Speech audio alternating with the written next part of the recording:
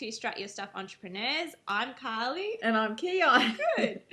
And today we've got Gina Gomez from ginagomez.com, and she's a business coach. Yay! Hi, Gina. Hello. Hi, it's nice to meet you both. Yeah, you too. Oh, thanks so much for having me. You're in the US. What city are you in? I am actually based in Southern California. I'm just outside of Los Angeles. Oh, how beautiful. Yeah, we're kind of spoiled with the weather here, but we're craving a little bit of rain. Oh, okay. That's very good. Interesting. So we're going to launch into this? Yeah. So I guess first up, what kind of business coach are you? So I work mostly with established entrepreneurs. So they usually fall into one of three categories. Either they have been in business and they're really successful and they're looking to up their game and increase their revenue. They may be a client or a small business or entrepreneur that has been in business for a while and they're performing well, but they know something could be better.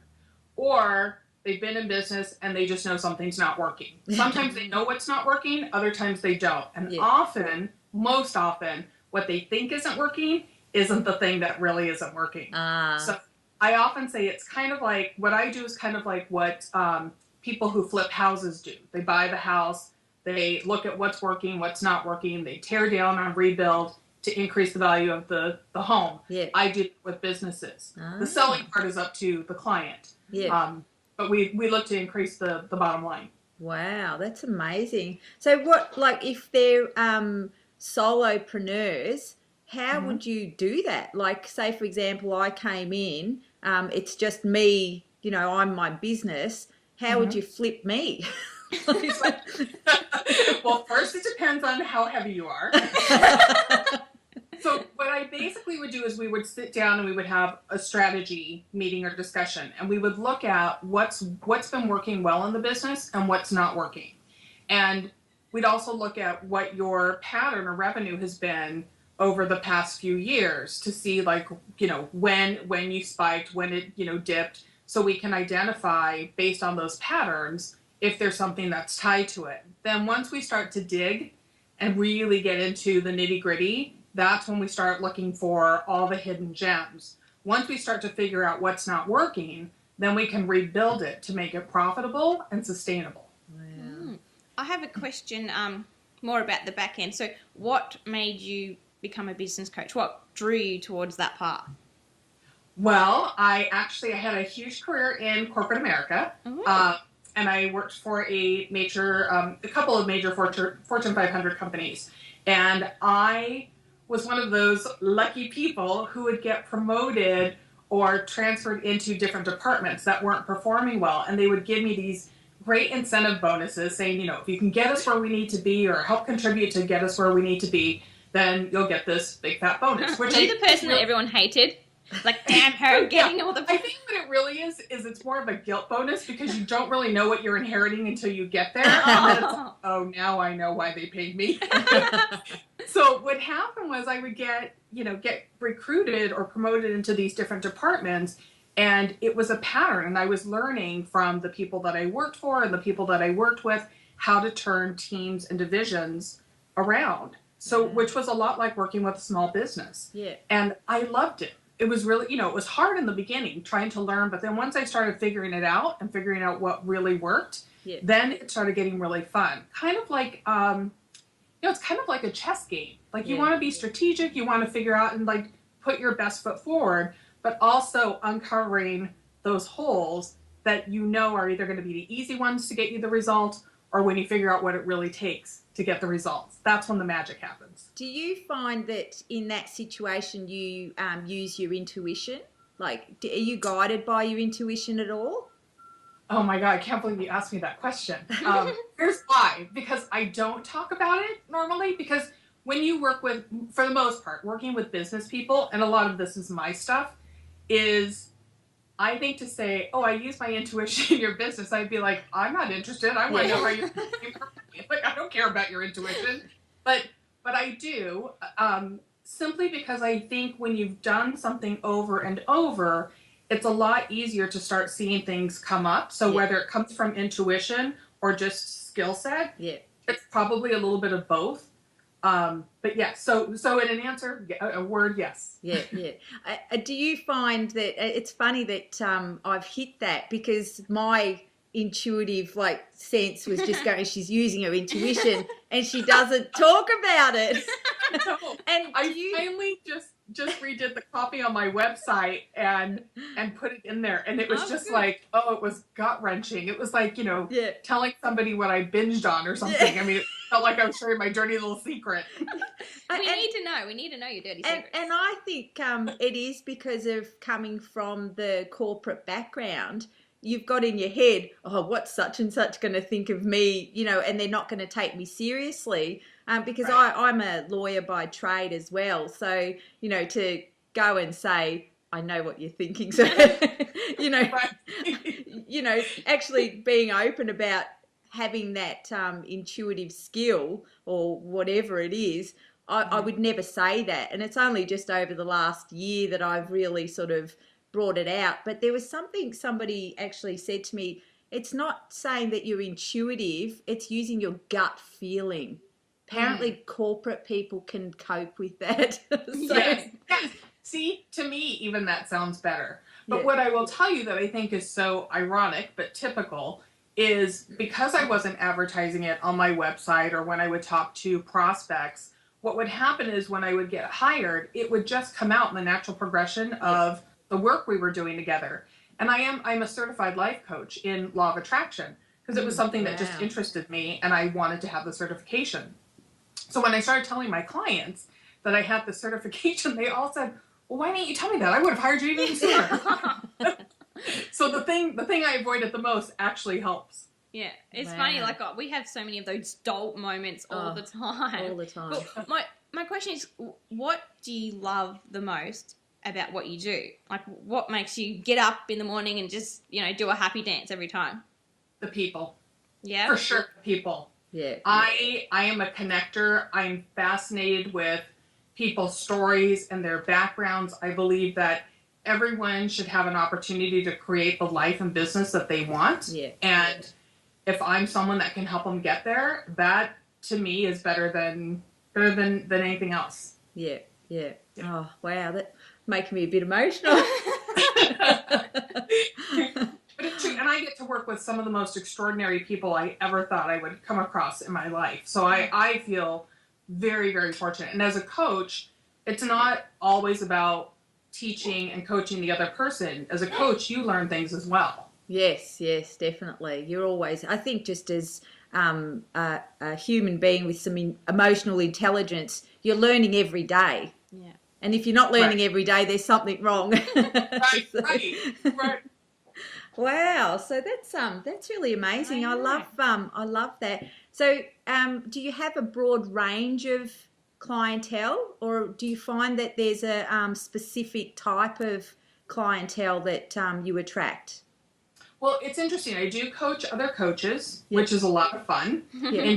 But they're all in different niches, so different areas. So some are related to health, some are related to leadership coaching, and then I have some that are in the medical field, like service providers, like a doctor's office or optometrist's office. I have clients who tend to be more on the creative side, where they're artists.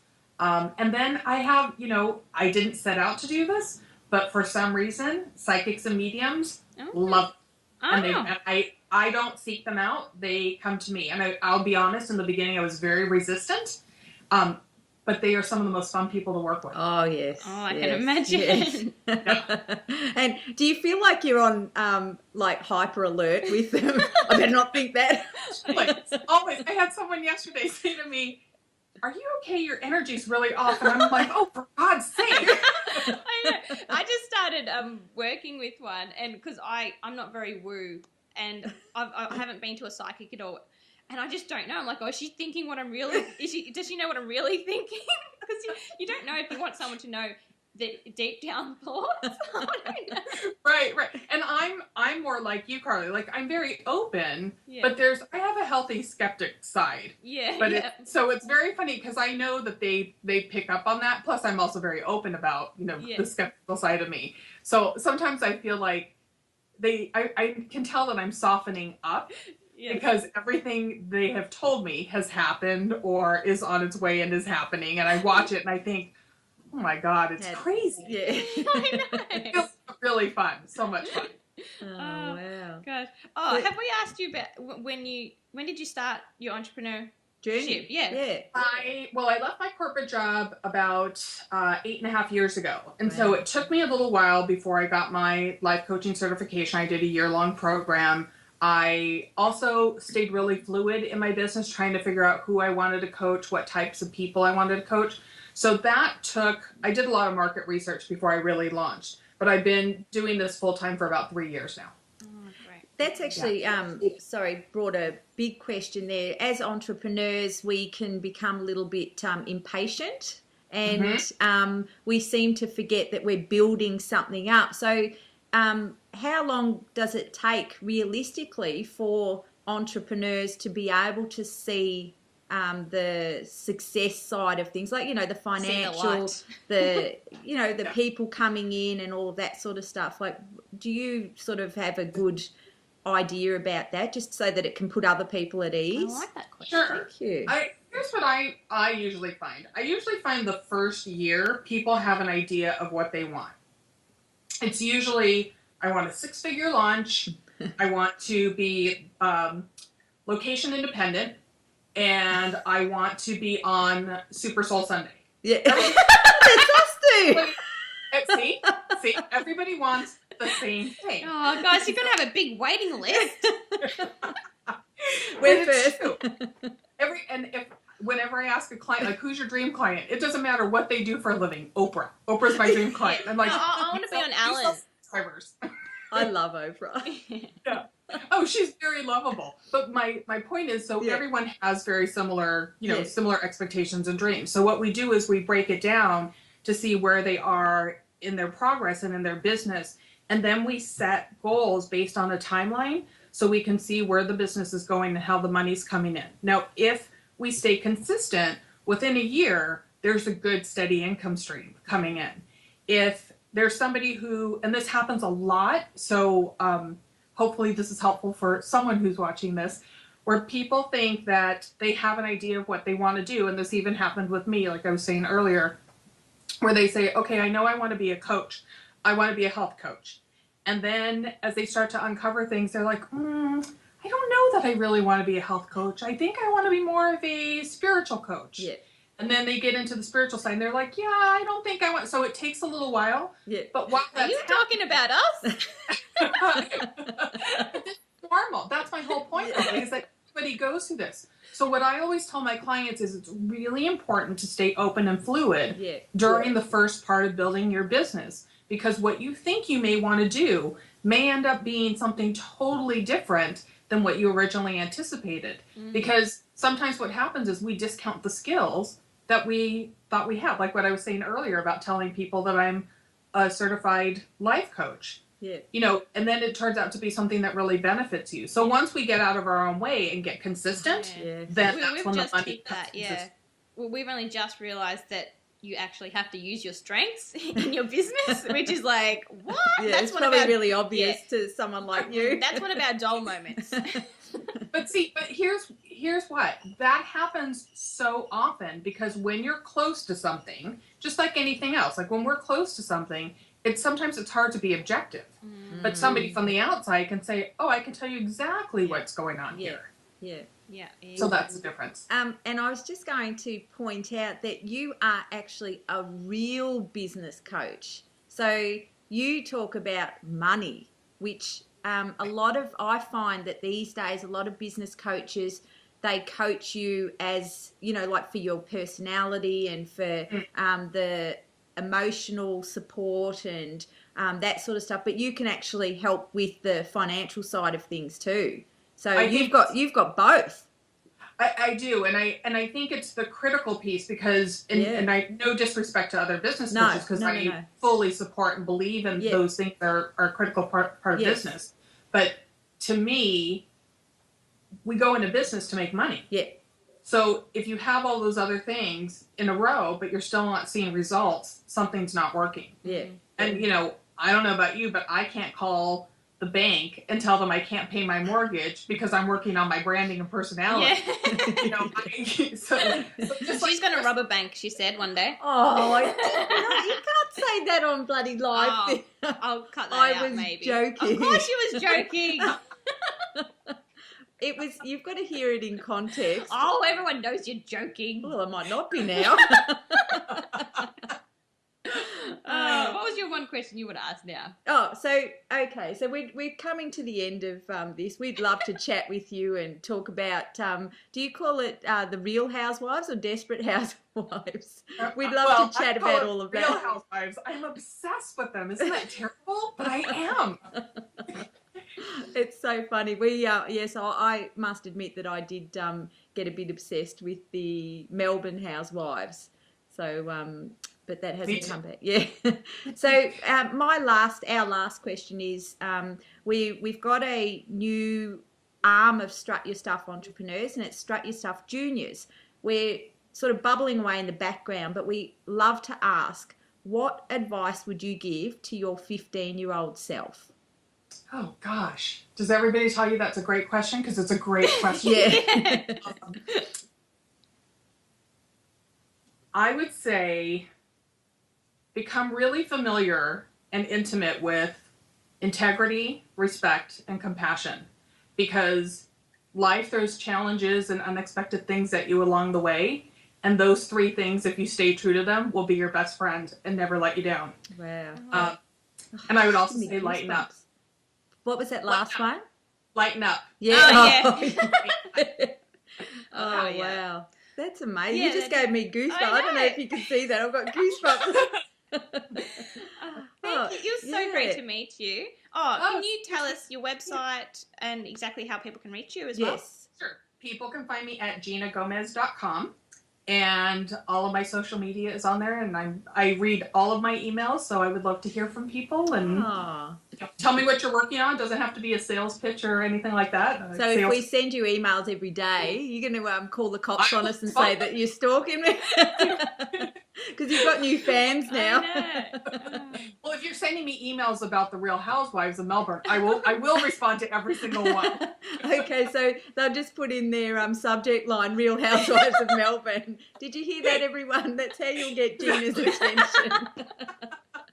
I know, it's terrible. I sit there and I watch the show and I try to practice. Let me just tell you first. Yes. I am horrible with accents. Like the worst person in the world with accents. And like an idiot, I sit there and practice everybody's name, including Gina, because that's my name's Gina. Now you have to give us the Aussie accent. Come on. I can't. That's why I say I have to practice. Just I'm try. horrible. Gina. See, I thought it was Jaina. Was that close? That wasn't even close. It was horrible. See, it was horrible. No, it's cute. That's just my immature side coming Oh. All I'm right. terrible at accents.